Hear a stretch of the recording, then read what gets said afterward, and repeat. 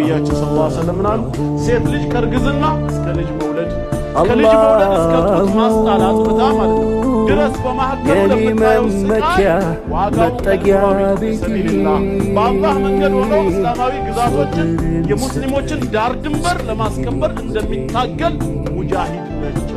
ፈኢንማ ተበይነዛ በዚህ መሃል ባንዳቸው በርግዝና ወይ በመውለድ በመስቃይ ወይ በጡት ማጥባት ብትሞት ሸሂድ የአንድ ሙስሊም ሰማዕት አጅር ወይም ዋጋ ሸሂድ አጅሩ ምንድን ነው? ጀነት ነው። ይሄንን ያስተማረው እንጂ ከዛ የወረሱ የኃጢአት እርግማን ነው። እንደውም በመጽሐፍ ከወለደች በኋላ 66 ቀን ሴት ልጅ ወንድ ከሆነ 33 ቀን መጠበቅ አለባት። ከነጻች በኋላ ለኃጢአቷ ማስተሰረያ የእርግቧን ወሲባ ካህኑ ደጃፍ ታምጣው።